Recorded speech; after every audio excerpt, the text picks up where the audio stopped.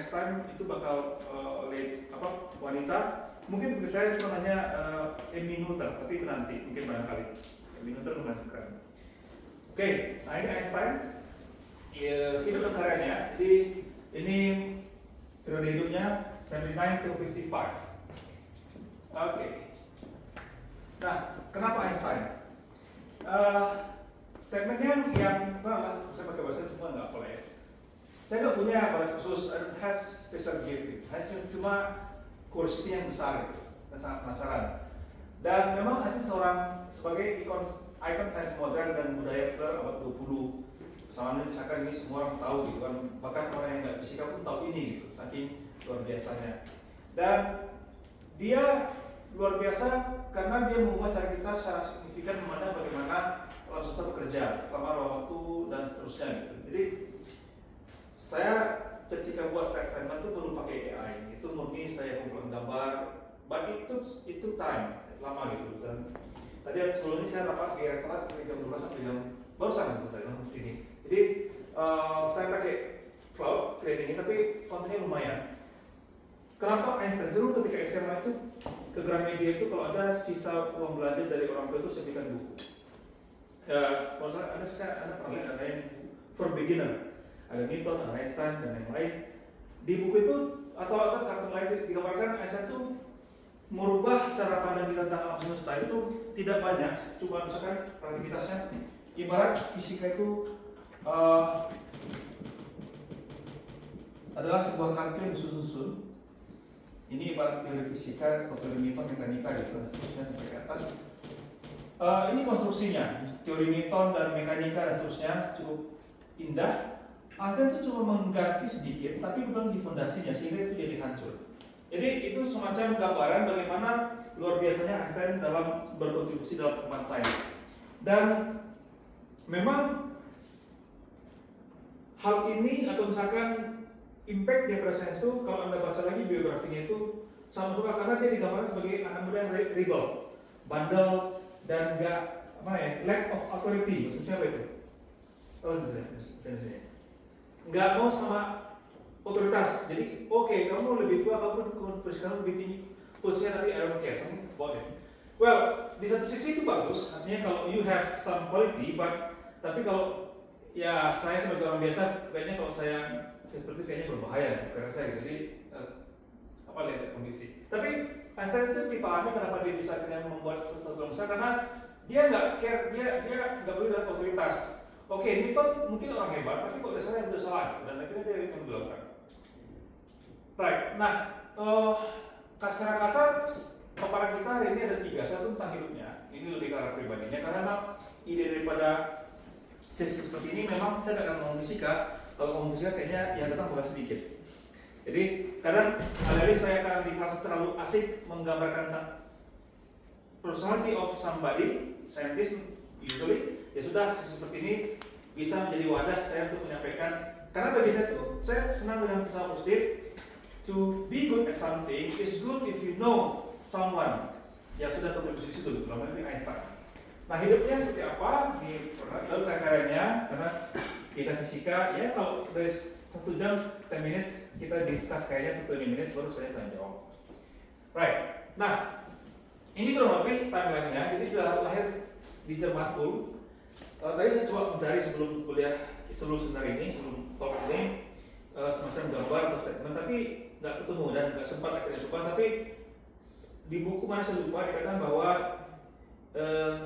ada yang frase mengatakan those who were born in old will be mathematician.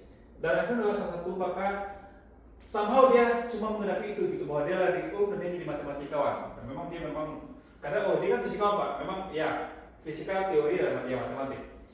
Dan 1905 ini namanya annus mirabilis, ajaibnya, karena di tahun ini dia produce kalau salah 4 atau 5 paper yang masing-masing itu berkontribusi terhadap sains.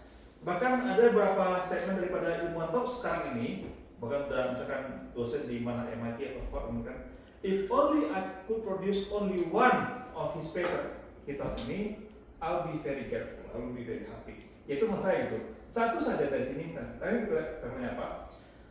Nah, periode ini dia mengkonstruk Misalnya activity, di sini dia ada special activity yang hanya apply buat benda bergerak konstan dan nggak ada gravitasi. Tapi dia bertanya, di alam ini di mana sih yang nggak ada kecepatan?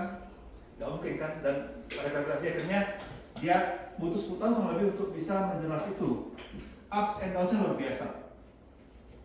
Lalu 21 dapat Nobel, 33 pindah ke Amerika karena teknologi pertama. Ternyata kita lihat Hitler itu berikan sejumlah uang besar untuk kepalanya gitu. Sorry kata-kata mungkin tidak begitu bagus, tapi ya nyawanya dihargai panti ya. Dan 55 dia meninggal. Di sini saya lupa mengatakan bahwa saking besar karyanya, saking orang sekemudian dia itu secara tanpa minta izin dari keluarga di otaknya disimpan di sebuah, saya lupa di mana, di rumah sakit atau di kampus. Karena kabarnya dia dikremasi dan abunya disebarkan di sungai atau di pindah ke sana. Ini kondisi taman hidupnya. Lupa juga kan tahunnya umur 25 ya, 26. Jadi kalau ada kira-kira bakal jadi ilmuwan besar itu get in your 20s. Kalau ada terlambat. Jadi tugasnya untuk membantu Anda jadi orang besar kalau Anda mau bisa. Oke, nah masa kecilnya tadi telah lahir di Württemberg, Jerman. Dari keluarga Yahudi sekuler, sekulernya tidak tunduk dengan aturan Yahudinya, jadi tutup practicing Judaism.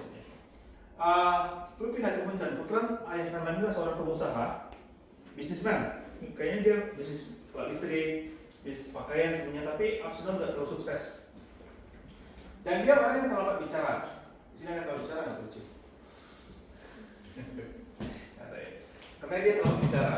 Jadi sehingga sempat namanya itu mengalih si bodoh gitu. Dia orang yang pintar ya. Nah, yang membuat dia yang terekam ya, membuat dia mulai suka fisika itu mungkin ketika dia diberikan kompas oleh ayahnya. Dan dia melihat, oh kenapa bekerja gitu. Jadi why? Di situ mulai curiosity gitu. Tapi kalau kita, saya nggak tahu Anda suka baca geografi. Kalau saya suka, kalau itu ketika masih mahasiswa banyak waktu sekarang udah nggak sempat. Beda-beda orang-orang besar itu dalam menunjukkan bakatnya. Misalkan kalau Anda pernah baca seperti John von Neumann, Gauss. Karl Gauss itu ketika kecil umur 1, 2 tahun, 3 tahun dia bisa menghitung 1 sampai 1000 secara instan. Kalau Anda hitung 1 tambah 2, 3 tambah 3, 6 itu lama, tapi dia tahu caranya gitu kan, pakai deret semuanya itu lalu. Tapi itulah, jadi dari kecil termasuk John von Neumann gitu. Tapi Einstein enggak, dia memang tidak ke arah sana, dia lebih ke masalah kekuatan Einstein lebih kepada kreativitas. Lalu misalkan persisten. Jadi jenis itu ada berapa jenis? Ada yang human calculator, ada yang problem solving, ada yang finding new theory. Problem solving misalkan seperti saya lupa siapa matematika, tapi kayak finding theory kayak misalkan Einstein, Feynman itu kan lebih human theory itu. Kalau problem solving ya itu hal lain. Dan dia suka musik dan matematik. Anda mungkin sering melihat dia foto main biola ya. Dan di sini ada saya biola. Nah, habis ini coba belajar biola. Nah, kompas. Jadi sebuah kompas saya akan selalu ingat pengalaman itu. Sesuatu yang sangat dalam bersembunyi di balik benda tersebut. Jadi keingintahuan. Kalau Anda ingat di Feynman, saya lupa ngomong atau enggak. Kalau Feynman cara dia yang influence him itu berbeda gitu. Mungkin juga dengan kompas, tapi ayahnya mencoba mengajarkan dia dengan tidak hanya memberitahu apa, tapi kenapa. Misalkan seekor jerapah itu misalnya sebesar rumah gitu. Anda nggak bilang dia tingginya 5-6 meter, enggak, cuma Anda kasih ordernya. Jadi ya di sini sekarang lihat pola, jadi fisikal itu sekarang pola. Karena ketika saya bicara Feynman kan tadi saya baru katakan ayahnya mempengaruhi dia gitu. Sekarang ternyata ayah juga mempengaruhi dia. Ayah saya pronunciasi apa ya? Nah ada. Enggak, sorry. Lumayan. Oke, nah tadi sempat saya singgung di awal bahwa dia seorang anak muda yang rebel. Kenapa? Misalkan kalau Anda nonton film-film Eropa, Jerman terutama yang lama-lama tahun 1900-an, itu kan gimnasium itu dulu tuh nggak ada istilah universitas. Dulu tuh prosesnya ada lulus gimnasium itu level SMA, lalu masuk universitas langsung doktor. Seperti misalkan Heisenberg, siapa lagi? Ya orang-orang Jerman tuh khususnya mereka tuh nggak ada istilahnya undergrad dan graduate enggak. Jadi lulus gimnasium Anda masuk kuliah itu doktor. Tapi ternyata gimnasium saya itu cukup literistik, jadi harus hafalan, disiplin keras, dan dia nggak kuat. Terus keluarganya pindah ke Italia karena bangkrut, jadi Saya lupa. Jerman sama Italia tetanggaan ya? Ada yang ingat kitanya? Ada selisih. Ada selisih. Austria sama Switzerland. Kan Austria, Jerman, ada Swiss ya di atasnya. Switzerland sini kan. Italia ke bawah. Italia bawah. Oh berarti sebelah tetanggaan ke bawah. Kayaknya enggak langsung. Kayaknya nggak langsung ya. Oke. Ada buffer. Ada buffernya. Artinya mungkin masalah bahasa nggak ngaruh kali kan harusnya dia bahasa Jerman pindah ke nggak masalah ya. Jadi dia pindah ke Italia. Masalah dia tinggal di Munchen dan itu jadi hari-hari yang buruk. Akhirnya dia pindah sekolah dan pindah musuh ke Italia. Dan dia melepaskan keluarga negara usia 16 untuk mencari wajib militer. Untuk kita ada wajib militer. Nah, dengan cukup pede dia apply di Zurich di Switzerland tahun 1895 setelah lulus dari sekolah di Italia ya. Tapi nggak lulus karena mungkin kurang persiapan. Tapi sekarang lebih tepatnya nggak lulus di mata pelajaran yang lain. Yang lainnya dia bagus sekali sehingga ketika pengujinya melihat skor matematik fisikanya dia tahu ini bakat. Jadi disarankan dia sekolah kayak persiapan itu di kota Arau ya. Arau setahun agar dia bisa lulus. Dan ini nggak usah. Dan akhirnya dia setahun kemudian keterima di PTH Zurich. Ini sekolah teknik terbaik untuk di Eropa, salah satu terbaik. Sekali yang terbaik. Dan ketemu istrinya Mileva Marriage yang akan dinikahi. Sebenarnya ketika saya ingin prepare slide ini, saya kepikir untuk inform you tentang berapa siaran YouTube yang tentang biografi dia itu digambarkan dengan cukup baik. Termasuk ada mini seri dari Nat Geo, judulnya Genius tentang dia, gitu. Tapi nanti ada dicari sendiri. Saya lebih kepada melihat bagaimana dia passion dan semangat dia belajar sains.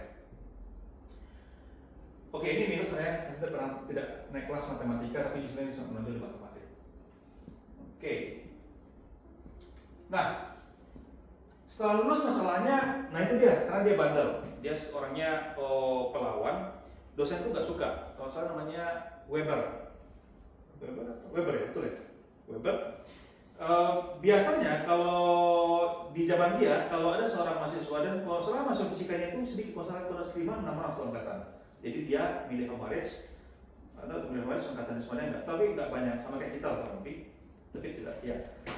Artinya biasanya kalau dia baik, dia bisa jadi asisten dosen, tapi karena dia bandel, dia nggak diterima. Dan di sini nggak ada, tapi saya kadang ingat, samping dia malasnya, Minkowski. Ada yang pernah dengar Minkowski nggak? Ya pasti ada pernah dengar. Di fisika modern nggak ada Minkowski? Belum. Jadi Minkowski itu ruang yang menampung 4 dimensi, 3 spasial, 1 waktu. Sebenarnya Minkowski ketemu itu karena dia melihat papernya Einstein. Dia melihat ini kurang elegan, dia cuma mereformulasikan kembali. Tapi yang mau saya tekankan adalah ketika Minkowski ketemu papernya Einstein, dia kaget. Oh, ini kan lu mahasiswa pemalas itu gitu. Maaf kata, mungkin saya pakai bahasa Inggris saja. Kalau bahasa Indonesia kayaknya kasar, lazy dog. Karena dia memang pemalas dan memang sifat pada sendiri terlihat ketika dia pengen sesuatu, dia akhirnya minta PR-nya dari teman dia namanya Grossman. Dan akhirnya ketika dia ingin, Grossman itu matematik. Ketika dia ingin konstruk teori gravitasi, dia juga akhirnya minta bantuan Grossman. Terutama belajar namanya matematika non-Euclid. Jadi kalau matematika Euclid itu geometri Euclid yang datar, misalkan permukaan meja, kalau non-Euclid misalkan permukaan bola. Artinya di mana asumsi nggak berlaku. Kembali sini, karena dia orangnya rebel, akhirnya dosen nggak suka, akhirnya dia bahasa Inggris itu namanya lunak lantung gitu, nggak jelas, kasihan. Ya mungkin dia ngajar-ngajar les dan seterusnya gitu. Ada dan dengan bantuan temannya Grossman, dia keterima di kantor paten. Kebetulan bapaknya Grossman ini pejabat yang channel ke kantor paten dan akhirnya dia menikah sama Mileva Marriage dan punya anak Asnat Edward. Mungkin bagi sebagian orang kalau dia tidak sekaliber Einstein, ini sudah merupakan akhir karir saintifiknya. Karena normalnya pada suatu kalau Anda baca biografinya siapa lah kayak misalkan Pauli, Heisenberg, Dirac itu kan lulus sekolah doktor, jadi asisten dosen dan jadi guru besar dan seterusnya, akhirnya dia jadi fisikawan. Einstein sedikit off karena ketika lulus dia nggak terima kerjaan, bahkan mungkin selain ini nggak munculkan, yang saya ingat saja dia sambil kerja di paten, dia sambil kerjain doktornya. Dan zaman itu mungkin dokter tidak perlu kuliah, Anda hanya perlu untuk tulis disertasi dan defend disertasi dalam sebuah sidang gitu. Disertasi dokternya itu bahkan dari kampus bukan amatannya, dia kan kuliah dari ITX, itu kayak ITB. Ya, saya nggak bilang ITB sebut itu ITB jauh lebih buruk pada ITS sebelumnya. Tetapi sekolah teknik itu kayak kalau saya yang paling top, University of Zurich itu kayak di bawahnya kalau University Science, dia dokternya dari situ tentang soal masalah gerak, entah melukut atau gerak, kalau saya lupa. Tapi ternyata, nah kalau saya namanya blessed in disguise. Dia terkesan seperti akhir pada karir saintifiknya, tapi ternyata kerjaan jadi paten itu mudah. Udah polanya mungkin kan, ya salah perbaiki gitu. Akhirnya dia punya banyak waktu untuk kerjain scientific karirnya. Kalau Anda nonton di film Nat Geo Genius tentang Einstein, kalau saya itu season 1, itu dia tunjukin di situ ketika bosnya datang, dia lagi kerjain sesuatu, bosnya datang langsung sembunyi ke bawah meja gitu. Dan terus yang penting dia kan punya, jadi syarat pertama kalau ingin jadi ilmuwan itu apa? Bukan. Harus punya gaji untuk bisa makan. Kalau nggak punya gaji nggak bisa mikir. Iya betul. Jadi kalau kebanyakan kalau dia hidup mental itu nggak punya yang kerja, dia pasti, saya yakin teorinya. Lagi pertanyaan kedua, menurut saya itu menarik. Seandainya Einstein tidak publish teori gravitasinya, kira-kira kita nggak bakal tahu gravitasi seperti itu nggak? Orang lain itu. Jadi saya itu lah siapa paling dulu aja sebenarnya. Tapi very likely someone will find it sooner or later. Tapi ya Einstein. Oke. Nah, kita sekarang masuk ke jadi ketika dia publish 4 paper yang luar biasa itu, dia sambil ketika paper. Makanya kalau nggak salah ceritanya di slide juga nggak ada, Max Planck itu ketemu papernya. Max Planck itu udah top tuh di Jerman, jadi orang besar. Dia kaget ketika datang, ternyata ini bukan dosen tapi malah kerja kantor paten.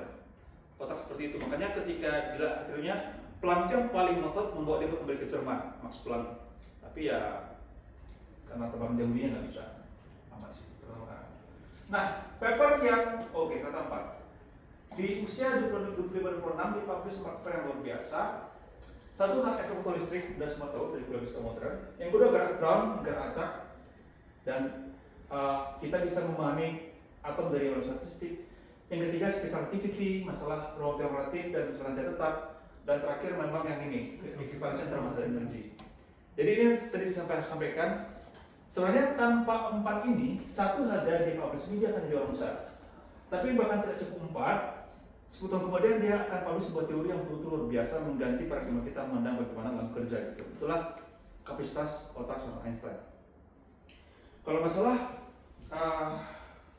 saya sedang menjaga sebuah dokumen terkait akreditasi. Itu semacam kata-kata bagus dan tentu AIC mengatakan bahwa tim harus bekerja dengan baik karena sains modern tidak dihasilkan oleh kerja satu orang. Kata itu saya hapus itu, nggak asal satu orang tuh. Iya, satu orang kan literally satu orang. Kalau misalnya teori kuantum itu banyak kayak Dirac, Max Born, Niels Bohr, Schrödinger, Pauli, itu banyak proyekan ceritanya. Kalau ini enggak, dia memang sendiri. Dan ini pun benar-benar dia sendiri semua. Termasuk paper yang gravitasinya. Kalaupun dia ada paper yang lain, misalkan kayak EPR, Einstein-Podolsky-Rosen tentang entanglement itu hal yang lain ya. Memang itu cukup besar juga, tapi kok dikatakan sains modern, kecuali kalau the whole modern science, of course, there is no disiplin yang kontribusi oleh satu orang. Tapi kalau a single aspect of science, it is possible if someone just work it by himself, herself. Oke, nah ini kurang lebih karirnya. Jadi 1908 dia mulai jadi privat dosen untuk dosen luar biasa, sekarang gajinya nggak terlalu besar. Soalnya di film itu dibilang bahwa dia temannya korespon nanya gaji berapa, udah balik dia ke tempatan lagi gitu, karena itu masih lebih penting.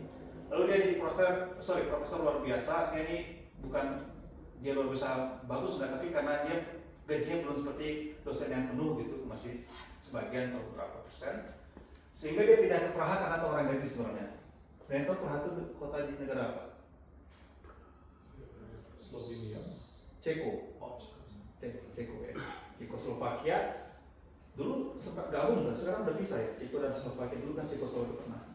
Nah ini kan bukan meka daripada sains, tapi kenapa dia pindah ya karena gaji. Ya, lalu dia setelah ini 1911 berarti dia sudah punya 4 paper yang besar. Saya lupa di mana dia harus mengakui bahwa dia adalah orang yang punya agama gitu. Saya nggak ngomong agama di sini, tapi karena memang di biografi itu ada, dia nggak mau bohong. Ya kita tahu dia orangnya, dia nggak makan di atas, tapi dia lebih prefer nanti dia agnostik. Saya tidak ada preferensi bias sih masalah agama itu pilihan masing-masing. Tetapi ketika dia disuruh, oke, kalau kamu jadi guru besar di sini, kamu harus mengakui ke raja bahwa kamu punya agama gitu. Akhirnya dia ngomong itu dan cara kalau salah dia mengatakan dia pengikut Abraham something. Jadi mencari titik tengah tanpa harus state bahwa dia orang religius, tapi tanpa memberikan kesan bahwa dia ateis gitu. Jadi dia katakan bahwa dia pengikut Abraham sama. Ya seperti itu cukup cerdas. Lalu dia setelah, tapi di sini dia nggak begitu nyaman karena memang environment saintifiknya tidak sekental di Jerman atau di tempat lain. Akhirnya dia pindah ke Zurich menjadi guru besar di situ. Dan ya itu dia ke Berlin karena waktu itu dibentuk namanya institusi pengumpulan ilmuwan top di bawah Kaisar, dan Max Planck yang membuat dia ke sana di Akademi Rusia. Di film itu bisa Anda lihat cara Planck merayu dia ke sini karena ini dia tidak punya obligasi untuk mengajar. I wish I have no teaching class but anyway. Nah di Berlin ini bilang oke, kalau kamu ingin menyelesaikan karya tentang gravitasi, Anda harus pindah ke sini gitu. Karena there is no teaching class, there is no obligation, just research. Kalau nonton film itu juga disuruh nampakkan dia ketemu sama siapa temannya yang bikin pupuk? Very good. Ini lumayan sudah dia belajar. Fritz Haber ya. Fritz Haber bikin pupuk. Awalnya dia respect sama Fritz Haber. Tapi ya kenapa dia benci sama Fritz Haber? Ya, yang apa namanya? Gas beracun. Oke, very good ya. Dan itu dia mulai kurang respect dengan orang-orang sana dan seterusnya. Kita di sini bukan gender bias, tapi supaya fair, saya tidak yakin. Cuma nanti malam hantunya saya datang saya itu malah. Itu ini saya semacam spekulasi saya, mungkin salah. Very right to be wrong, but I don't think it's wrong. Saya tidak yakin bahwa Mileva Maris yang juga mahasiswa seperti Anda yang sini yang wanita, do mathematics, do physics, has exactly no contribution to Einstein's course. I don't buy it. What do you think? Mereka itu suami istri, dan tebakan saya ketika dia merayu Mileva Maris mengatakan supaya kita bisa kerjaan sains bareng gitu. Dan akhirnya mungkin satu membuat mereka cerai ya gitu, akhirnya Einstein setiap papernya kan single author yang tadi. Saya tidak yakin dari tempat ini exactly no contribution from Mileva Maris. Mileva Maris itu orang pintar. Bahkan kalau Anda baca biografi itu dia ngotot saat itu belum lumrah seorang wanita masuk perguruan tinggi. Luar biasa. Termasuk nanti saya lupa nama wanita pertama yang kuliah di Jerman itu yang di universitas. Jerman itu nggak boleh. Jadi hadirnya Mileva Maris di kampus itu orang tuh semua agak asing gitu. Sekarang kan sama ya, kalau dulu nggak bisa. Dan makanya mungkin Mileva Maris merasa kecewa besar, dia sudah korbankan, dia nggak bisa lulus sarjana karena sudah punya anak seterusnya. Jadi Einstein, tapi kalau saya jadi Einstein mungkin ya udah jangan bagaimana ya. Ini mungkin aku sebarang aja gitu ya. Kasih satu. Ya, tapi nggak boleh, mungkin cukup selfish seperti itu. Right. Oke, itu hidupnya kita stop di sini karena di sinilah tahun-tahun akhirnya dia berhasil merumuskan teori of relativity yang generalnya. Tadi timeline kita lihat di sini 10 tahun. Nah, ini. Bagi sekarang setiap mahasiswa fisika teori tahun kedua pun sudah mengerti teori Einstein gravitasi dari coba ini apa yang gravitasi kita nulis kuliah saya. Oke, ada persamaan tensority dan segala macam. Artinya ruang waktu itu lengkung kita anggap sebagai ruang non Euclidean dengan dimensi dengan dia sebenarnya pseudo Riemann tidak betul Riemann karena metode bisa negatif. Semua orang sekarang kalau misalkan Anda ambil kuliah fisika teori tahun baru sudah mengerti. Tapi sekarang bayangkan 10 tahun Einstein perlu untuk produksi itu. Karena dia betul-betul have no idea where to start. Bagaimana mereconcile konsep ruang waktu yang sudah dia establish di special activity, ruang Minkowski tadi, menjadi incorporate gravitasi. Dan saya membuat Stanley itulah kok dia kepikiran gitu, membawa konteks ruang waktu sebagai manifold gitu. Itu betul-betul yang di luar nalar dan membayangkan bahwa gerak benda itu sebenarnya bukan karena gaya, tetapi karena space time sebagai manifold mendikte benda untuk bergerak seperti itu. Misalnya seperti Anda sekarang duduk di kursi, kalau kursinya patah apa yang terjadi? Anda jatuh ke bawah. Kenapa? Gaya gravitasi? Bukan, karena space time kita itu mendorong kepala ke bawah gitu. But we get used to it, sehingga kita mengalami seperti hal yang biasa. Nah itu saya tidak yakin, memang kalau ada, mungkin Anda percaya kalau misalkan saya punya AI pintar Pak, Samsung data, kira-kira mungkin nggak persamaan tensor itu sebenarnya 0 itu mungkin kalau aku muncul lagi, bisa saja gitu ya. Tapi saya itu untuk sebuah otak, dan dia pintar, dia waktu itu dia sama sekali nggak ngerti ruang non nuklir. Dia kan kalau kelas matematik dia tidur atau keluar gitu. Tapi dia untung punya Grossman. Nah sekarang saya nggak kebayang nih kalau ternyata saya punya Grossman apa yang dilakukan? Kira-kira apa gini? Cari teman yang lain ya di matematik ya. Nah karena dia tahu itu maka dia bantu Grossman, catat Grossman mengajar. Nah itu juga termasuk sisi egoistiknya, dia sama sekali tidak mengajak Grossman untuk kerjaan bareng dan nulis bareng gitu kan. Dia memang ya sudah ini ide saya gitu kan, kamu coba bantu dan seterusnya. Well, tapi kalau dikatakan sebagai orang yang tidak bagus berteman, kayaknya dia teman lumayan baik kalau ya dari film-filmnya atau dari biografinya. Oke, ini papernya. Ya betul-betul ini betul-betul literally. Seandainya saya punya satu saja papernya, saya mungkin di Kristof mungkin. Jadi ada yang masih muda sekarang, cobalah be liberal in science, bukan di kelas ya. Oh di liberal saya dosanya ada lempar pakai apa kayak jangan. Saya cobalah berpikir yang out of the box. You got nothing to lose, right? Kalau saya publish something rubbish, reputasi saya rusak. Saya tahu di situ. Kalau Anda kan ya sudah, gitu. Paling orang ya who knows gitu kan. Jadi oke, Anda kuliah dapat A dapat B, cobalah berpikir sesuatu yang di luar hal. Sedikit di luar cerita Einstein supaya juga ini gender balance. Kemarin saya ketika jalan di koridor di gedung 1 ketemu Pak Wono, Pak Wono kan dosen matematik. Dia ngomong, oh saya baru dengar berita ada itu ilmuwan menemukan teori kuantum, komputasi kuantum.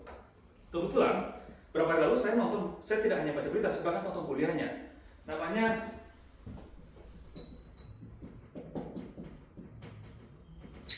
dia dari Texas, lulus sarjana itu umur berapa? 18 atau 17 saya lupa. Kuliah ke Washington, PhD umur 21. Tapi dia ketika undergrad bekerja bersama namanya Scott Aronson. Nah ini betul-betul leader dalam bagian komputer kuantum. Jadi Elita ini di train sedemikian to solve a problem tentang, saya lupa exactly bagaimana, kalau nggak salah bagaimana komputasi kuantum bisa dipandang secara klasik dan untuk membuat dia, saya lupa judulnya, tapi saking kerennya sedikit. Artinya saya memberikan contoh yang ada sekarang tidak existan gitu kan. Hal-hal besar itu bisa dihasilkan oleh orang muda seperti Anda. Dia diundang karena Scott Armstrong ini sudah semacam quote-unquote god dalam bidang komputer kuantum dalam sebuah workshop yang betul-betul mengumpulkan para pemimpin dalam bidang komputer kuantum di, kalau nggak di Berkeley, di Colorado saya lupa. Dia disuruh memberikan sebuah sesi. Harusnya itu cuma 1 jam. Tapi saking banyak orang jadi 4 jam. Dan ketika di akhir seminar dia, awalnya banyak orang skeptis, tanya di drill gitu kan, di habis, tapi dia bisa jawab. Akhirnya orang semua setuju, bagaimana baru pada saat ternyata dia baru 18 atau 19. Pokoknya nah itu para guru besar khususnya orang-orang berkuantum. Jadi lesson learned adalah di sini saya berikan ambil contoh bahwa hal-hal besar itu cenderung mulai anak muda. Einstein ketika dia masih berumur 25 26, dan saya kira itu sebelum itu dia sudah mulai berpikir. Dan ini contoh yang ada sekarang. Kalau nggak salah, dia ini keluaran tahun 2000. Dan semester semester depan dia kayaknya diundang jadi dosen di Princeton. Sedikit advice, masa Anda sebagai mahasiswa itu sangat dibantu dengan teknologi. Zaman dulu boro-boro YouTube, saya ke perpustakaan tempat saya kuliah itu bawa floppy disk tebal gini, ngopi paper, sing bunyi gitu ya. Pulang gitu, paling aku set print. Nah, kadang koran, ulang lagi gitu. Sekarang Anda bisa langsung search, bisa di YouTube, bahkan AI.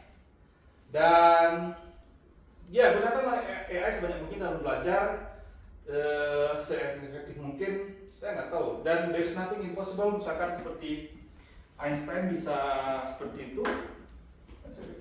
Kalau dia kebetulan bagus sih, karena ayah dan ibunya adalah guru dosen juga di Texas tentunya, tapi ya nanti bisa. Sedikit saya tuh tentang ini, karena saya pikir kalau saya bisa kembali ke masa muda, saya milih mana? Saya milih ketika zaman saya kuliah di situ, tapi tentu dengan masa sekarang gitu ya, dengan segala spoil yang diberikan oleh internet dan AI itu, Anda sangat luar biasa banyak. Kalau saya sekarang di luar kerja itu saya ada 5 layar, 3 layar itu untuk saya ada latex, ada mental, ada matematika. Di sini misalnya YouTube itu untuk kuliah apapun. Jadi kalau saya nggak nonton, saya dengar itu. Di sini tentang Google mencari apapun. Jadi saya ada 5 layar yang bisa buat multitasking. Karena kalau kita nunggu code working kan butuh waktu ya. Saya bosan nunggu, saya nonton YouTube gitu. Jadi Anda sekarang saat dimanjakan teknologi, manfaatkan itu untuk expand yourself. Oke. Nah sekarang kita bicara tentang fisikanya. Ini sekarang saya promosi, mungkin suatu depan saya akan buka kuliah ini, aktivitas sebagian beberapa minggu awal tentang special activity, sisanya tentang gravitasi. Tidak usah takut, biasanya saya kasih Lea. Kalau lulus, dobir sih. Tidak banyak di Indonesia tuh kampus yang dosennya betul-betul bisa mengerti tentang, saya do GR in practice, karena bagaimana nanti Anda bisa melihat konsep. Kalau selama ini kan hanya mendengar gini, kalau gaya F sama M kali A atau sigma F sama dengan seterusnya itu Anda bisa bayangkan secara visual, tapi ketika dikatakan bahwa benda itu bergerak karena geometri itu seperti apa gitu. Mungkin kalau Anda sebagai mahasiswa fisika ngomong sama orang lain based on popular works, seperti saya dulu ketika SMA sudah mengerti jargon seperti itu, tapi saya nggak tahu matematikanya. Lalu ketika saya SMA, saya pengen belajar fisika itu karena saya paling dasar satu, I just want to understand Einstein GR, that's it. Ternyata sekarang ada bonus, bahkan saya bisa riset. Nah, kalau nanti Anda punya waktu, punya semangat, tapi tidak janji nilainya A ya, silakan ambil, karena kalau bisa saja Anda mengerti bagaimana matematika menghubungkan antara geometri yang tidak Euclid ke gerakan benda, perangkat yang persamaan geodesik, that's amazing. Jadi kalau nanti bisa silakan. Oke, jadi kurang lebih 10-8 tahun perjuangan bagaimana dia menjelas itu dengan konsep matematika namanya geometri Riemann atau prosedur Riemann. Lalu merumuskan persamaan dalam persamaan geometri sebenarnya. Dalam ini persamaan Einstein, saya persamaan tensor, ada banyak ini matriks 4x4, matriks 4x4, ini matriks 4x4. Ini berkaitan dengan distribusi massa, energi, momentum. Ini kalau ada konstan kosmologi, tapi Anda bisa lupakan ini. Ini terkait geometri, bagaimana bentuk geometri itu berada. Jadi ketika ini ada, maka ini jadi nggak datar. Jadi ketika ini kosong, maka ini kan terkait dengan yang kosong. Oke, ini kurang lebih gambaran kartunnya. Nah, oke, ketika Einstein berhasil publish ini, lalu seperti biasa pola dalam sains apa? How to prove it? Teori, seindah apapun itu, without any physical evidence, is almost nothing. Itulah masalah orang teori string. Kalau Anda lihat polanya, tahun 90-an, zaman lulus kuliah, kalau Anda katakan, Anda klaim, saya ngerti teori string itu keren banget, zaman saya kuliah. Saya dulu pernah waktu kuliah itu ambil teori string ketika masih S1. Saya tanya dosennya, boleh nggak saya ambil teori string? Boleh nggak saya masuk? Suatu kali saya kesiangan, bangun, ketiduran. Saya waktu itu ngekos, Anda tahu teman hewan nggak? Binatang ya, tapi saya nggak di situ ya, saya di seberangnya. Kampusnya kan dekat ya. Jadi jam kuliah itu jam 1 siang, saya bangun tidur jam 1 kurang 10, nggak cuci muka. Dulu kami kuliah itu boleh masalah jepit boleh, langsung kampus lari gitu, masa sampai kelas. Cuma karena dosennya itu rada selengean, saya nggak tahu nih yang S1 ngerti nggak gitu. Itu umum saya karena saya satunya pakai S1 yang begitu gitu kan. Ya, saya bodoh, maksudnya cuma belajar khususnya. Tapi saat itu teori string itu menjadi satu hal yang boom karena menjanjikan rekonsiliasi antara kuantum dan gravitasi.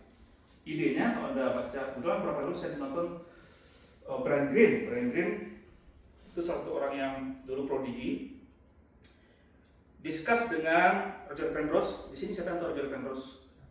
Anda tahu namanya tahu? Ini tahu, benar nggak? Ada yang lain?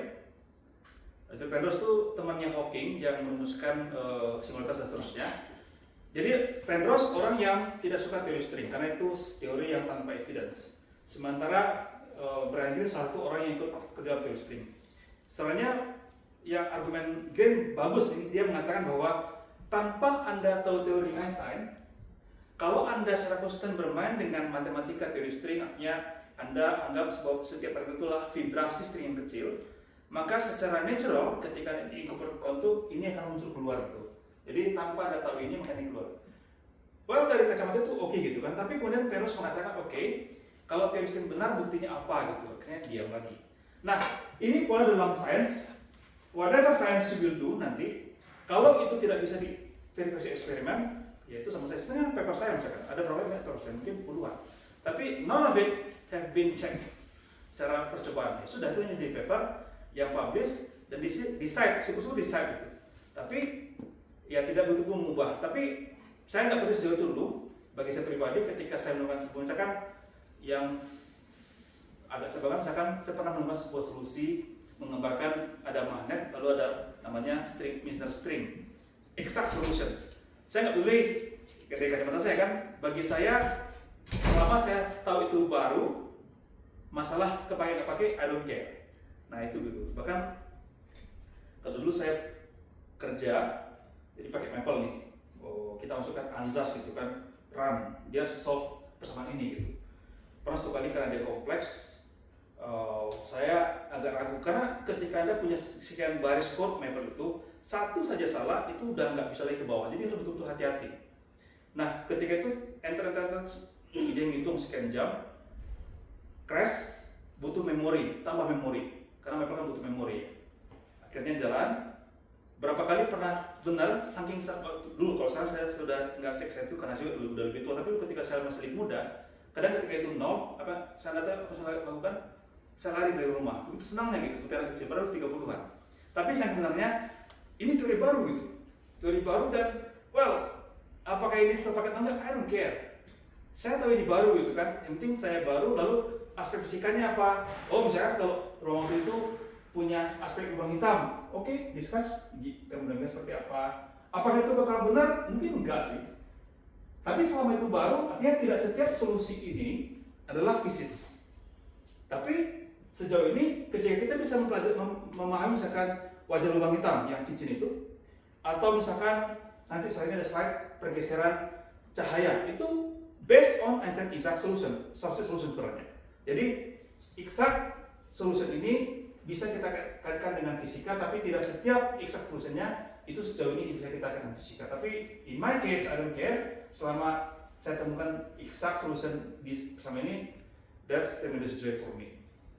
Well, nah ini contoh misalkan tadi saya katakan ketika dia publish teorinya, so what? Akhirnya dia kompor ini orang-orang itu tuh dia nggak, oh ya ini di publish 1916an itu masa perang dunia pertama ya, Jerman dengan Inggris, itu kayak kucing dan anjing gitu. Dia panggil seorang Jerman untuk pergi ke Rusia untuk memverifikasi ini. Sayangnya itu kan bawa teleskop besar ke Rusia, dicegat tengah jalan, dikira mata-mata gitu. Akhirnya nggak jadi, stres astronomernya. Kabarnya sampai ke Eddington di Inggris. Eddington kan butuh dana kan, karena ternyata untuk ngecek ini dia harus pergi ke sebuah tempat yang terjadi gerhana matahari. Jadi ketika matahari tutup oleh bulan, sehingga kita bisa melihat, ini ceritanya, ini matahari, ini bumi. Nah ini bintang real position. karena dia belok di sekitar matahari, maka kita melihat di sana. Jadi ini apparent position. Jadi bayangan posisimu, ini posisi asli. Tapi kalau tidak ada selubung di sini, kan kita nggak bisa melihat apapun di belakang matahari karena terlalu silap kan. Maka diperlukan cover di sini itu kalau ada bulan, gerhana bulan. Jadi kalau matahari di sebuah titik persis tercover oleh bulan, maka harapannya bisa melihat yang ini.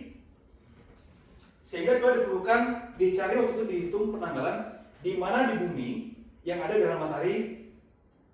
Harusnya siang berarti ya, kalau gerhana matahari kan nggak di malam. Dan ketemu saat itu di Afrika, di Principe. Eddington pengen pergi. Lalu dia coba nego dengan pemberi dana, itu namanya Royal Society atau something. Saat itu masih perang dunia pertama, itu masih ribut Jerman sama Inggris.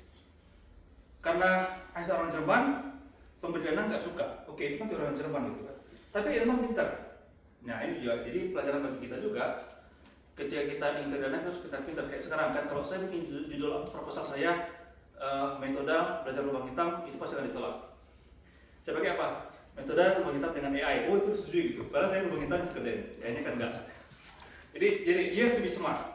Nah, ini tuh bilang gini sama pemberi dana. Oke, kalau teori Einstein benar, maka orang Jerman yang menemukan itu.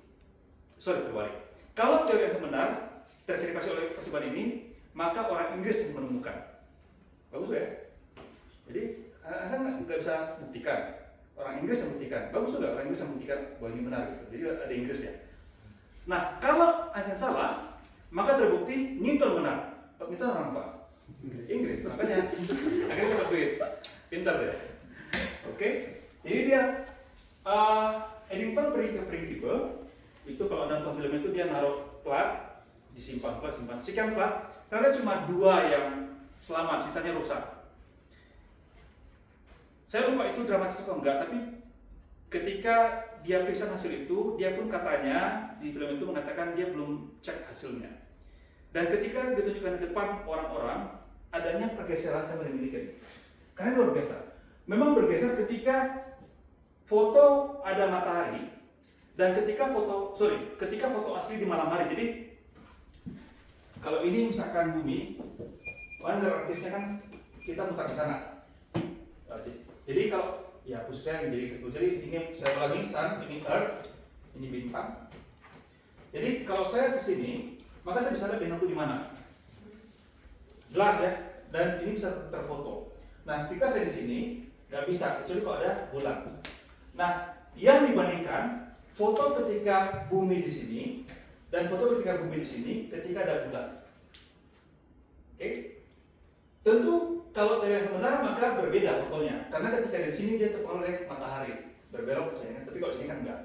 Nah itu terjadi ketika dia taruh plat awal dasar, plat aslinya, dan plat ketika dia berada di sini ternyata gambarnya bergeser daripada gambar ini. Jadi ini di posisi asli, di posisi semu kalau nggak salah. Oh ini posisi yang saya akibatnya dibelokkan, ini posisi aslinya. Bagaimana ini bergeser? Sehingga sekarang oke, ini nggak ada sertifikat.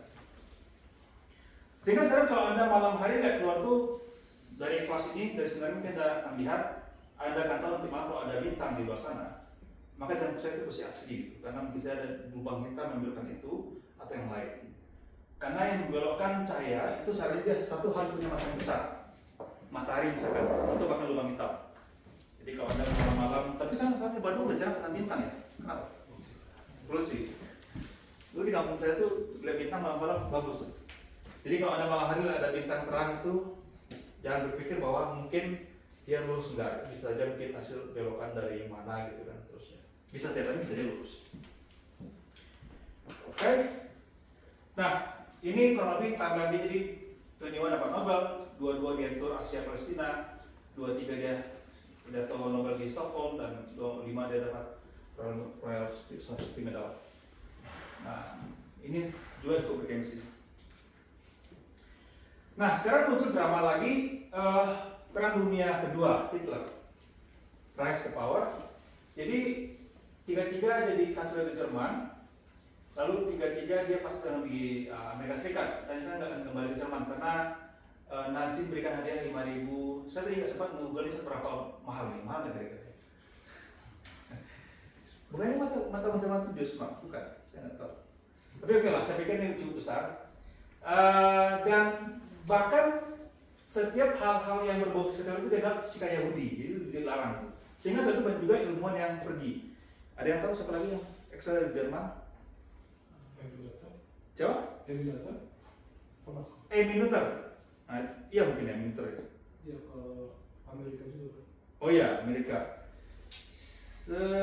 Niels Bohr termasuk orang yang membantu mereka ekstra sih. Siapa lagi ya? Cukup banyak itu. Mungkin gini, karena saya mikir, saya ngobrol seandainya dulu Hitler itu nggak jahat sama orang Yahudi, mungkin yang terbaik negara paling kuat itu ya Jerman, karena banyak orang pintar gitu kan. Tapi akhirnya dia pada usul-usulnya yang menang, yang dapat untung sama Amerika gitu. Nah, terus dulu sebelum Perang Dunia Pertama, ketika meka matematik dan fisika teori itu atau sains ilmu di Jerman, itu memang center sains itu di Jerman. Seperti misalkan matematikawan namanya si Hilbert.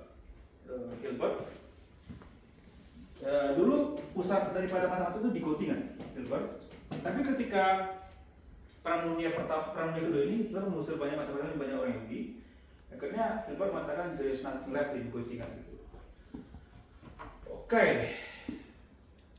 Dan terusnya akhirnya dia tanpa perlu dapat warga negara Amerika Serikat. Dan dia nggak pernah kembali ke Jerman seumur hidupnya.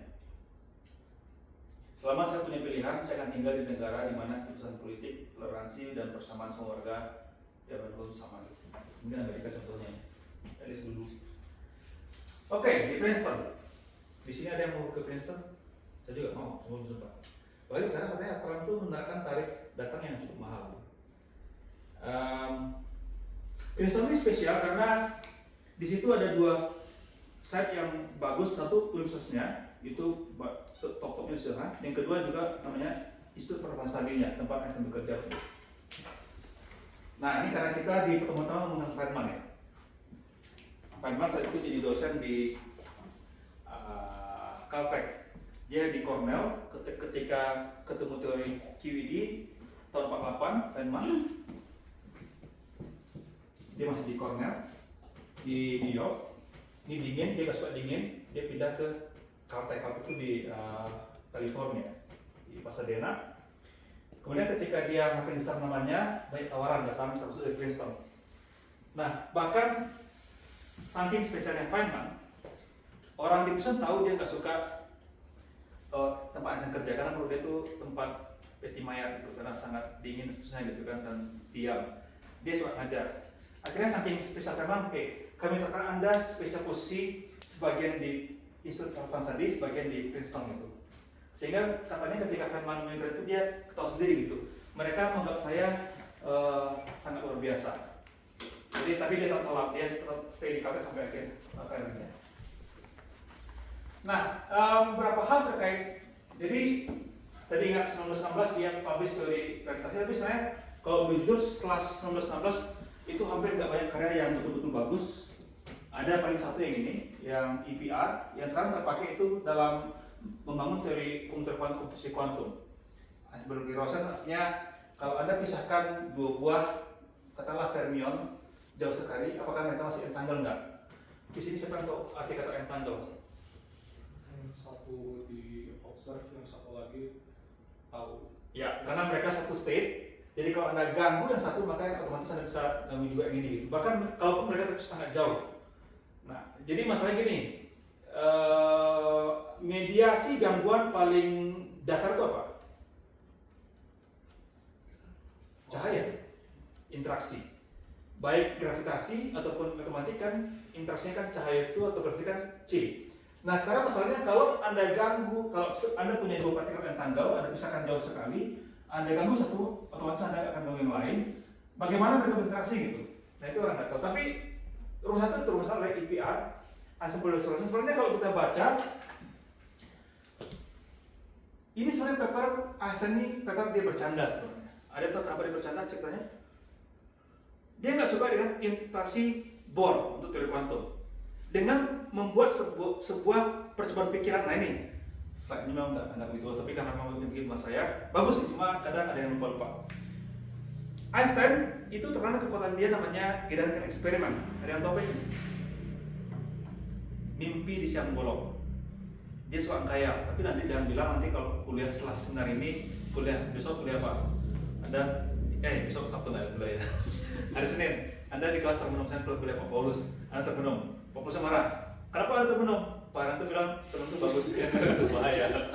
Tapi yang membuat dia bisa melakukan hal itu karena dia punya kemampuan imajinasi dan bereksperimen di otaknya. Misalkan, nggak tahu di mana tapi saya masih ingat, ini penting. Dia kebayang kalau dia lagi di lift. Nah sekarang dia bayangkan kalau lift itu putus talinya. Dia sampai kebayang kalau diputus saya nggak akan rasa. I don't feel gravity anymore. Apa konsekuensinya? Ketika Anda feel no gravity, itu sama saya Anda equivalent hidup dalam ruang datar, no gravity at all. Artinya secara lokal kita bisa anggap setiap benda itu adalah flat, datar gitu. Is it true? Ini udah saya bilang sama Kenny, kita belum tahu. Nah itu konsekuensi kalkulusnya apa? Kalau Anda bayangkan sebuah kurva lengkung, kalau Anda ambil hanya pada slope yang sangat kecil, dia datar. Itu idenya sebenarnya. Kita sekarang dalam ruang yang nggak lengkung, tapi sekarang coba Anda nanti, dia coba ini bahaya. Tapi sekarang bayangkan, Anda naik ke lantai 8, naik lift, putus rantai liftnya gitu. What do you feel in the lift? Feel no gravity at all. Jadi fisika Anda itu akan sama dengan kalau Anda tiba-tiba dipindahkan ke tengah antah-berantah alam semesta yang nggak ada planet, nggak ada bintang, nggak ada apapun. No gravity. Apa bukti no gravity? Ketika Anda bergerak, Anda akan bergerak seperti itu seterusnya gitu kan. Bukti ada gravitasi kalau saya lemparkan selesai dia akan berat dan secara parabola seperti ada gravitasi gitu. Maka itu kekuatan dia bahwa dia memang mampu berpikir bereksperimen di kepalanya. Nah, saat itu seperti biasa kita tidak berapa jam 5 ya? Bisa jam 5 atau setengah 5? Oh setengah 6, sudah 5 aja lah ya. Saya harus pulang di istri marah. Tadi saya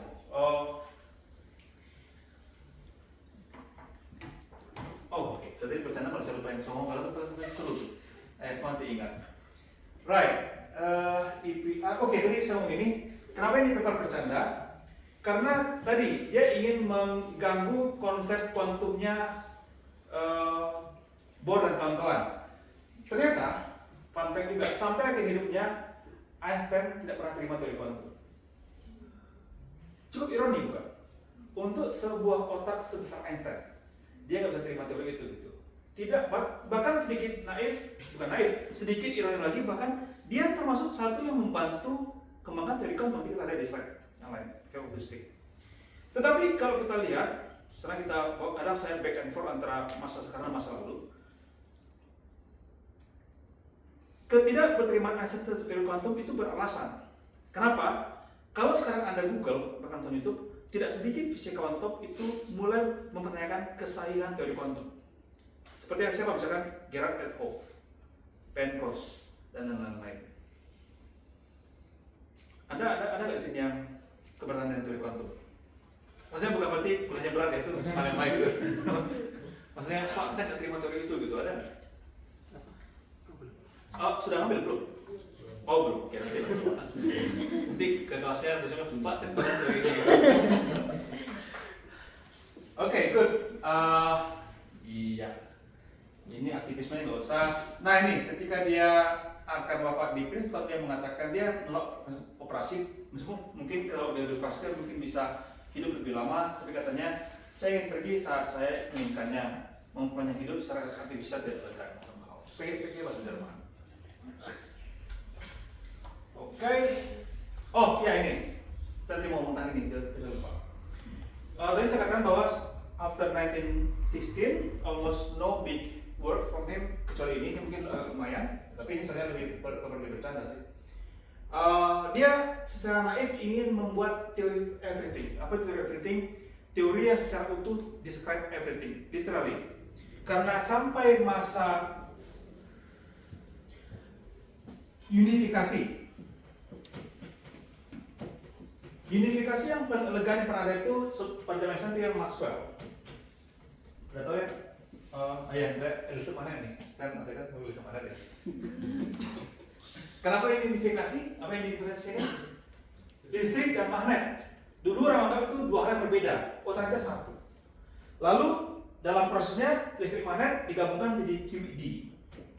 Ini menjelaskan dan seterusnya jadi ada namanya buat quantum chromodynamics. Ada QCD, ada electroweak theory. Nah ini menggabungkan lemah sama listrik magnet. Ini weak. Weak ini menjelaskan atom. Weak ini menjelaskan apa? Peluruhan neutron dan seterusnya, peluruhan elektron, beta dan seterusnya. Lalu elektromagnetik digabungkan di sini pakai grup SU2 per SU1. QCD ini strong force SU3 matris lemah. Dan ini bisa kita gabungkan jadi satu persamaan. Artinya di sini siapa yang nggak tahu Lagrangian? Mekanika, udah semua kan? Lagrangian, Leibniz. Kan kita bisa kan semua itu di sini kan dari dot L dot Q minus dot ddt dot L dot Q dot nol. Dari sini kita sama itu. Pada dasarnya setiap Anda punya sebuah teori itu bisa dikatakan dengan Lagrangian apa? Ini kan teori mekanika.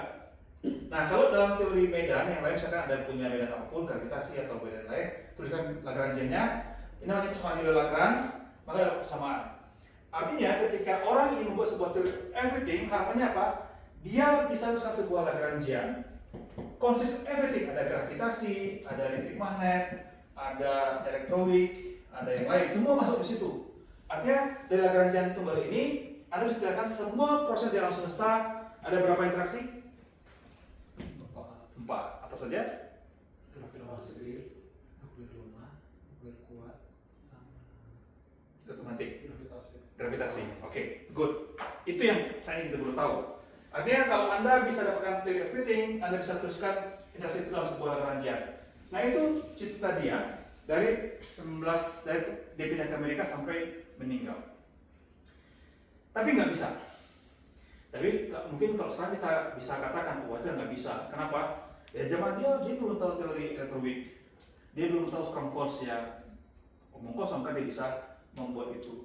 Sebenarnya yang membuat dia termotivasi mencoba mempush bisa nggak saya publish teori everything itu namanya karena ada teori Kaluza-Klein, Taylor Kaluza, dan Felix Klein. Mereka berdua mencoba berspekulasi membayangkan our universe is 5-dimensional instead of 4. Jadi dia uplift. Jadi kalau kita bayangkan ini 3 dimensi plus satu waktu sama itu, tambah satu lagi dimensi yang lain. Jadi dimensi kelima apapun itu, maka Lagrangian di dimensi kelima ini kalau Anda variasikan ketemulah secara elegan Maxwell dan Einstein. Sehingga dia merasa, oh berarti bisa kita gabung ini Maxwell dan gravitasi gitu kan.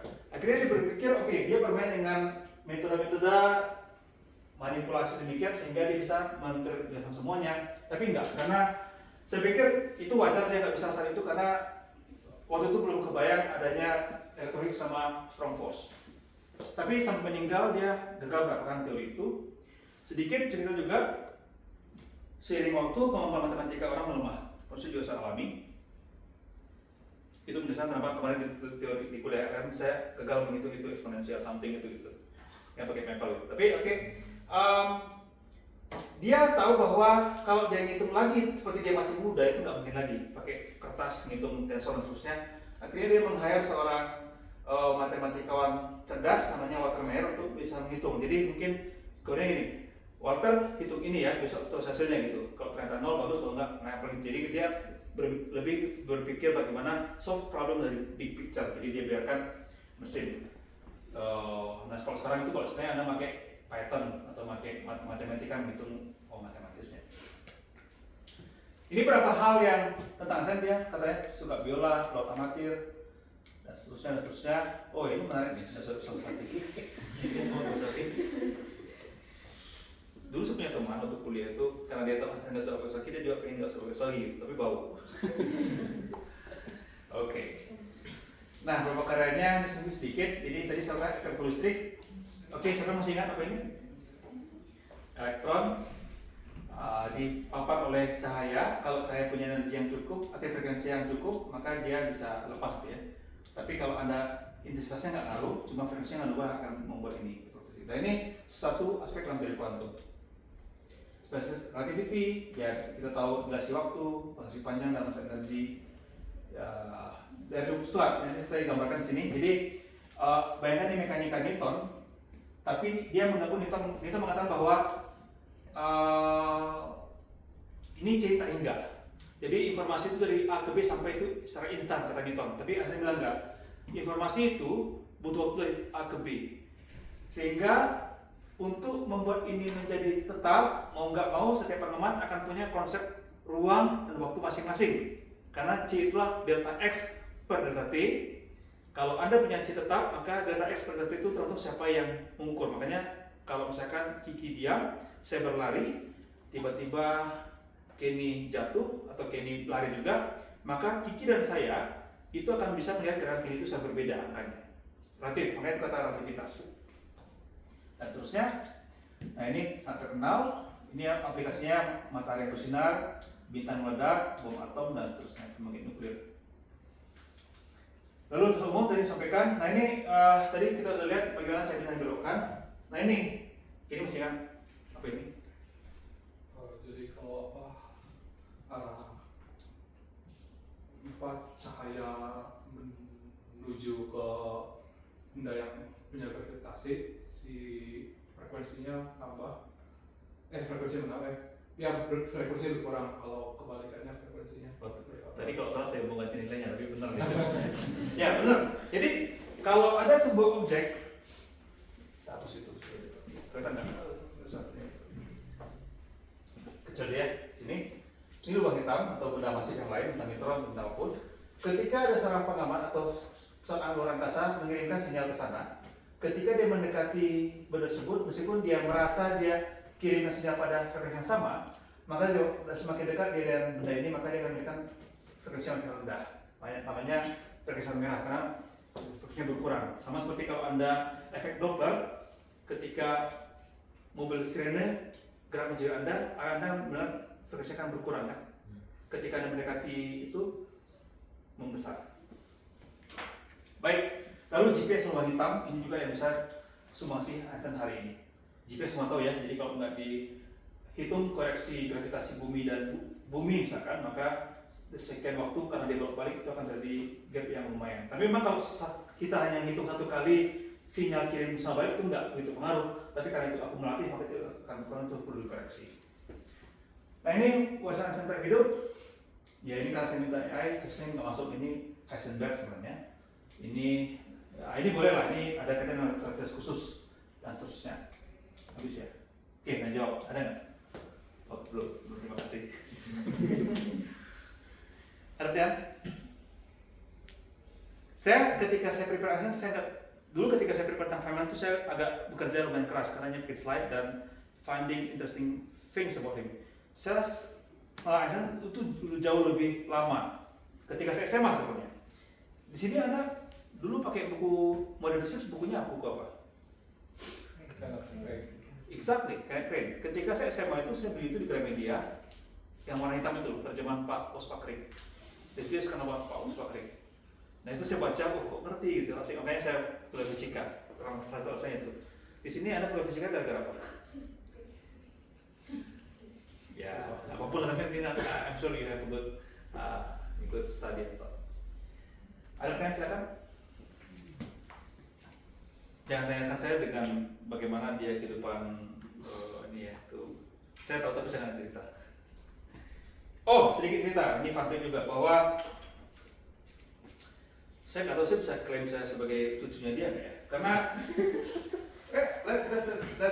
akhirnya bukan cucu sebagai. Memang kadang ada orang Batak mengklaim katanya dia ada dari itu bohong.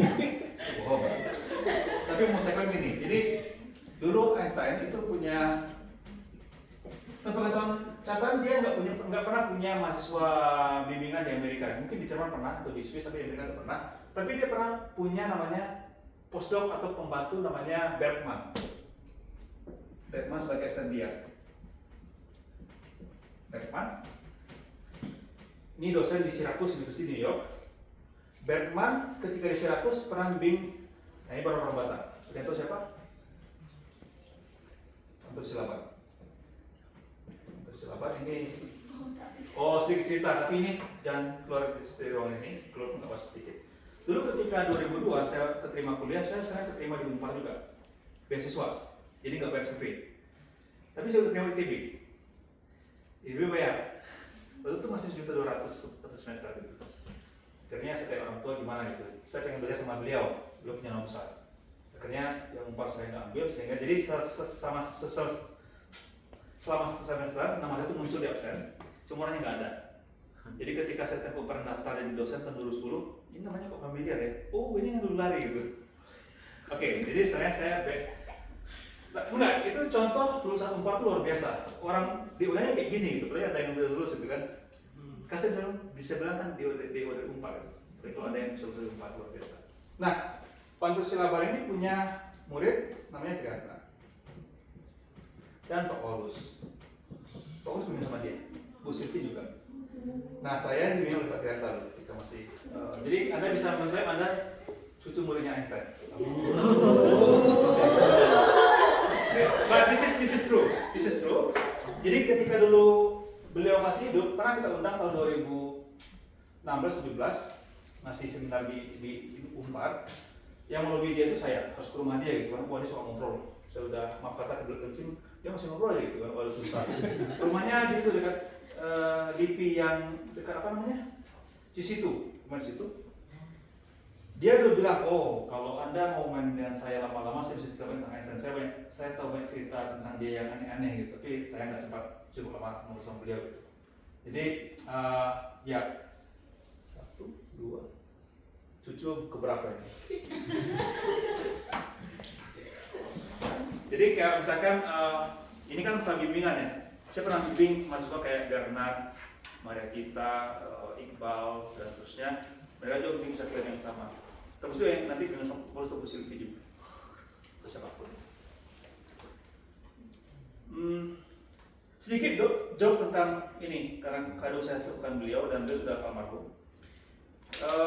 Dia keterima itu waktu tahun 70-an itu ke Amerika pakai visa saya lupa, dan dia daftar di Syracuse. Syracuse itu ternyata di New York tuh termasuk mekanya orang Yahudi di Amerika. Sebenarnya saya nggak suka dengan negaranya yang invasif, tapi harus kita akui memang dalam bidang sains mereka luar biasa. Sepertiga Nobel Prize itu mereka gitu. Saya pernah di Budapest, mentor saya Pak Bayana mengatakan, ada yang cerita mengatakan dulu ketika perang mereka para rabi itu diamankan. Nah, rabi itu sangat pintar karena hafal Taurat itu, Torah. Sementara yang bodoh-bodoh disuruh perang biar mati. Makanya kalau dikatakan mereka pintar ya dari mungkin ya, jadi seleksi alam. Tapi joke yang sering Bapak Ismail kan dia bilang, oke, you know what, mereka yang keterima di Syracuse tuh hanya 2 orang. Satu orang Yahudi, satu orang pintar. You know saya orang Yahudi karena itu kata-kata dia gitu. Jadi itu setengah narsistik, eksentrik semuanya, tapi ya lah. Oke, Kalian. Ya. Yang tadi yang pas tahun keajaiban itu. Ya. Yang 4 itu gimana ceritanya awalnya bisa kepikiran gitu semua 4. Ya. Yang ini terkait dengan disertasi yang memang disertasi itu dia mencoba mengukur ukuran molekul kalau nggak salah. Nah, yang ini sepertinya terkait dengan, nah ini saya nggak tahu. Cuma mungkin dia terganggu dengan fenomena kalau Anda ganggu. Saya nggak tahu historinya apakah dia driven by data atau dari kepala dia saja gitu. Menganggap bahwa ketika partikel ditembak itu lompat. Tapi sebetulnya terkait bahwa kalau dia menang sebagai gundu-gundu kecil, maka harusnya dia bisa tumbuhkan dengan cahaya. Nah kalau ini tadi di slide sebelumnya atau slide sebelumnya terapkan karena dia terbiasa di kantor paten itu memverifikasi paten untuk jam. Jadi dia mikir tentang jam, tapi ya tadi kalau Anda nonton film Nat Geo nya Genius atau kalau dia Fishbone-nya menyampaikannya dengan benar, atau coba dosen filmnya, Paulus ya. Langsung dengan seperti ini, dia cerita kalau kereta api diam, di sini ada slasher pantul ke bawah, akan dilihat dia gerakannya cuma straight forward. dan itu menurut orang dalam kereta. Sekarang kalau keretanya bergerak, orang di luar akan melihat berbeda. Yang dalam kereta api, dia akan melihat cahayanya akan gerak seperti ini. Yang di luar gerak seperti ini. Nah, perbedaan itulah yang dasar pada dua ini, bahwa space panjang, time, interval waktu datang dan pergi itu tergantung apakah ada di sini atau di sini. Dan dulu ketika Einstein publish ini hanya mungkin artefak matematik. Oh, kalau kabarnya ketika bukan ini, itu yang setelah itu sebelah sana. Akhirnya dibuktikan kan, sekarang ada pesawat Concorde dibiarkan membawa jam atom, itu bang ada didapati perbedaan waktu. Tadi sama lagi nih, untung saya ingat, tapi itu penting. Saking sulitnya persamaan ini, konon kabarnya, ketika ini pertama kali publish tahun 1919, hanya 7 orang yang ngerti di dunia. Saya nggak tahu anda dari mana, tapi ya itu rumor yang beredar gitu. Tapi memang tidak begitu mudah. Jadi kalau anda tertantang dan tahu solusi yang baik, silakan ajukan ini gitu. Nanti kalau anda ngerti saja apa itu tensorologi, apa itu geodesik, bagaimana menghitung, bahkan di kuliah saya itu betul gini ya, dihitung berapa derajat ini muncul, yaitu dihitung sekian derajatnya ada bisa dihitung.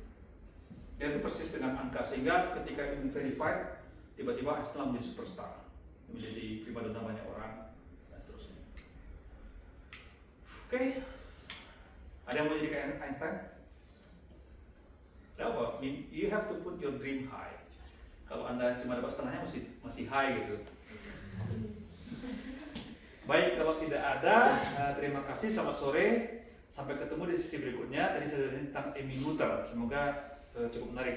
Teman-teman, emitter sebagai sedikit bocoran. Yang paling suka dari emitter adalah statement dia mengatakan setiap simetri kekal itu selalu memberikan namanya muatan muter. Momentum muatan untuk gerakan apa? Kekal dalam arah translasi, energi, waktu. Selamat sore, terima kasih.